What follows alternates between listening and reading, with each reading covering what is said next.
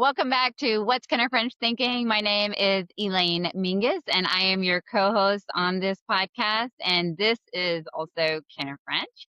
And Kenner, just tell us a little bit about you so we know who you are. I'm the big guy. Author, modernmillions.ai, make millions, save millions, protect millions.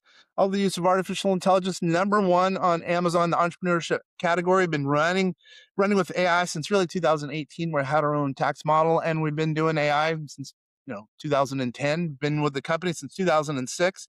We do tax, finance, and artificial intelligence at a company called vastsolutionsgroup.com. And now people are coming to me for AI because I've been doing it so long. Yeah. And he has been around since, the kind of the, I mean, before, not before AI, but because AI was developed a long time ago, but really at the cusp of all things AI. Oh yeah. We're talking about 2000, what, 10, Mhm. 2006. What are we talking about?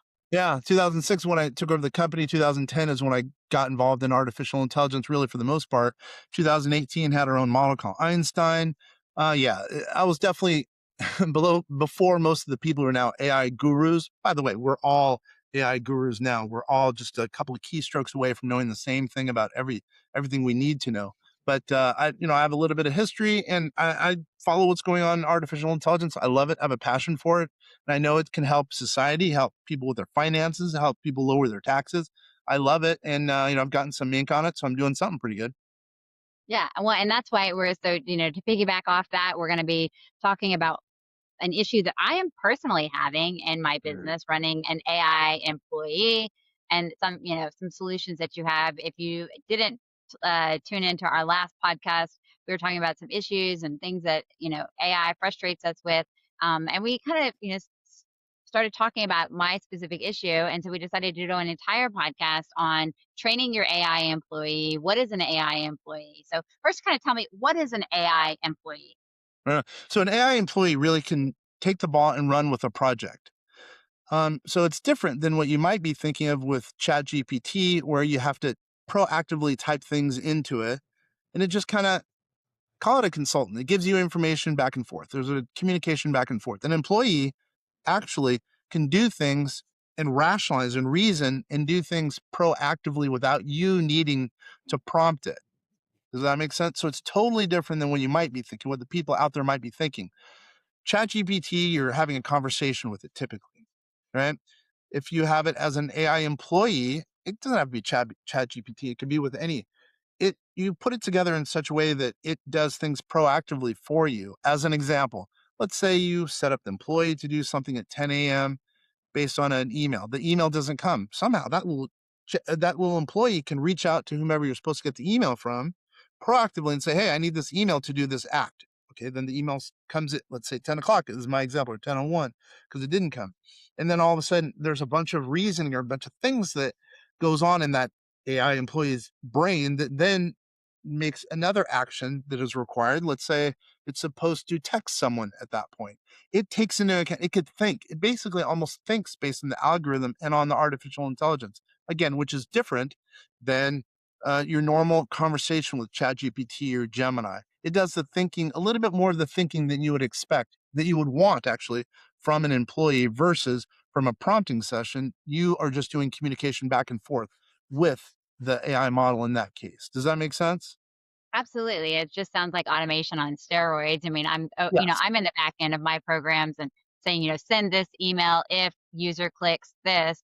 But I mean, Yeah, if user clicks this and it doesn't, something glitches and it doesn't send the email, totally. that's it. There's no AI. So you're saying, an AI model could go in and actually go, oh, it glitched. Let's resend it.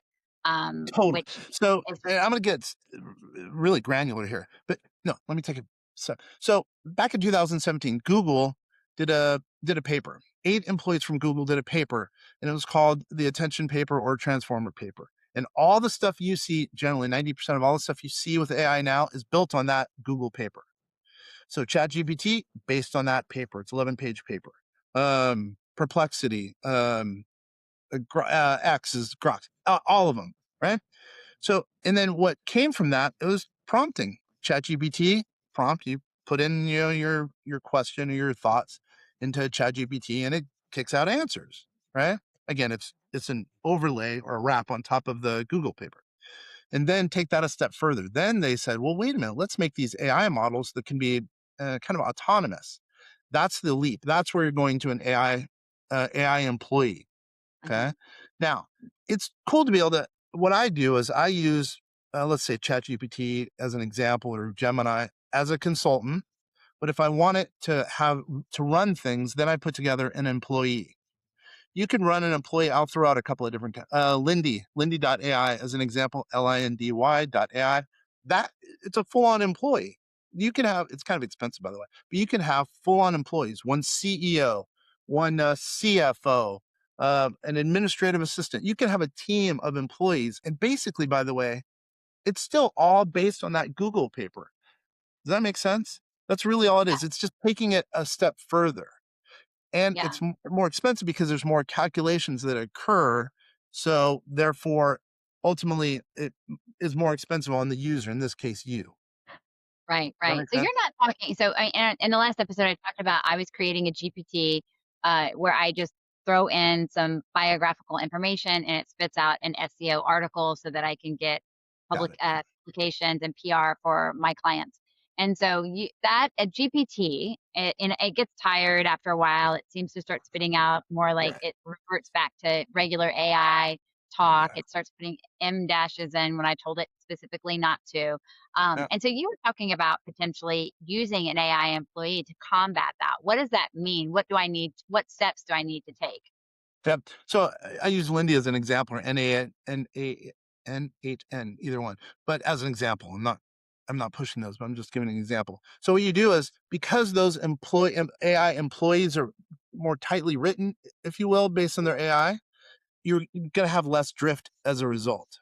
It will be because it's doing the reasoning. By the way, again, it's more expensive because it's doing more calculations, but it's doing more reasoning. So what you potentially would do is, and this is what I would suggest in general, because you're going to do a lot of volume, have a senior social media manager, let's just say, and then a junior social media manager. So the junior social media manager would do the, you can automatically do the, it could grab information from pageant world for you as an example, bring it in, and then kick out social media posts to whatever, TikTok, or to, I don't know, wherever you want to do your social media. And then the senior manager could uh, kind of do the analysis to make sure that the junior social media manager is doing a good job. So you're more tightly constrained. So there's going to be less drift in that case. Does that make Yeah. sense? So that's yeah. So I mean, so it's a known issue, this drift. Can you kind of talk about drift Oh, and what that means to if somebody doesn't know what that means? yeah, totally. So in general, there's 14%, what we call sigma rate. 14% of the time, AI is going to be wrong. So the more things you're doing in that one prompt, the more the 14% is going to grow in itself. So, Mhm. and it's going to grow and grow and grow. It's like a snowball. So it's the same issue. So that's why sometimes they say, if you'll notice, oh, go to another prompt box or whatever, another, chat, because it brings it back, if you will, to 14%. Because let's say you're in one big, and I'm overly simplifying, but let's say you're in one chatbot, or one chat, 14% wrong. Then it goes 16% wrong, then 18% wrong, then 20% wrong, right? But then if you go back to another chat, you're starting at 14%. Now, they're combating that. It sounds like that's going to be taken care of down the road, but that's a heavy lift, because there's a lot of computational power that has to go into it. And there you go into the environment, a bunch of issues. But anyway, that is what it is. Yeah, no, I mean, and I've dealt with it in real time. I've noticed, I'm Totally. talking, and then suddenly it's like it's forgotten what I've said in that same conversation. I have to remind it, and then then I start losing confidence in its ability to give me the Oh right yeah. answer. So yeah, shutting it down, opening up a new chat, but then you're like, well, I mean, now you don't remember anything I say. You can kind of remember stuff, but at some point, their memory's maxed out, and so it can be really frustrating. So I hope, environmentally friendly as possible, we can get rid of this. But it sounds like the, Lindley or the AI employee that you can use to kind of combat some of that. So that's a very interesting. And so you said it's kind of expensive. What does that mean in real life? Like, what are we talking about per month? Yeah, it depends on the one. But okay, so for most of them, you have to buy credits. And the credits are expensive, and they expire like within 2 seconds, it seems. But I get it, because it's expensive to run on top of model, because all of them just run on. So sorry, I'm going to go back. So all the AI employees run on a model. Let's call it. Usually it's Claude or it's OpenAI as an example. So that company needs to make money. In this case, Lindy, right, needs to make money. So does whatever Claude. They need to make money. So it amplifies the cost. But then again, what I would say, by the way, is at least you're saving the money on an employee because you don't have to pay for the employee who ends up being more expensive, wants days off, et cetera, et cetera. So it works out overall. But I'm just noting that it's not like it's a $20 a month venture at Yeah, all. yeah, because that's how Exactly. ChatGPT right now. We're all just paying the $20 a month for the regular version, or I don't know how much it is, enterprise version, $250 a month or whatever it is. So, and have you noticed? So I'm using just the regular people version, and you're using more of like the enterprise version of ChatGPT. Did you use the regular version enough to compare it, and what do you think is what's the difference, like the for computing, and how it outputs answers? I use them all, by the way, because I always hit the limits for all of them. Plus, I get mad at one, so I go to another one, and we have our own, which I get mad at. Um, but by the way, you know how I was mentioning Lindy? You could do your own AI employee. So anyway, that's a whole nother deal. But and it's not as hard as you would think, by the way. It really isn't. Anyway, so I use them all. I always hit the maximums. You know, $20. I think I pay 200 and something for OpenAI or ChatGPT. I don't know what I pay for. I pay for the top ones, right? And I still hit the limits. But what I would say is, on top of all that stuff, each one is good at something. I think, in my own personal opinion, well, there are benchmarks. You could figure this out. Claude is good at like vibe coding in general, or coding if you want to, code an app, because it's not that hard to do an app nowadays, right? Um, and I think personal reasoning, meaning to have a conversation with ChatGPT, is easier than with the other ones. Gemini is Google's AI. It's good, in my opinion, to if you're a Google ecosystem like we are because of the Transformer paper. It's good at communicating within all the Google ecosystem. So that's why we use Gemini. And our native platform, our Einstein platform, our AI platform is based on the Google, the Transformer paper, and also in the Google ecosystem. Manus, believe it or not, AI is good for kind of if you want to put a app together, kind of slowly, because it thinks slowly. But if you want to put a big app together that's on device, those are pretty good. So it really depends what you're looking for. You got to play with them to see which one works out in your circumstance. But what I would say is, for me, I like having a whole bunch of them because I go from one to another, especially if there's an issue. And they always seem to break down anyway, so I have to switch to another one. Yeah, Did I answer my yes. question? I think I answered your question overall, but No, it you was did. No, and I think that, one of the things that we're dealing with is that, AI is still new technology. It still breaks down. It's not perfect. We dealt with it with Windows computers when, all of a sudden, or the spinning ball of death if you have a Mac. We know when everything freezes, and now all of a sudden you do a hard reset. I mean, it happens the same thing with AI, and we're just going to deal with that. It's going to get better and better, but it's never going to be perfect. But it's definitely something to still use, because it is very, very, very useful.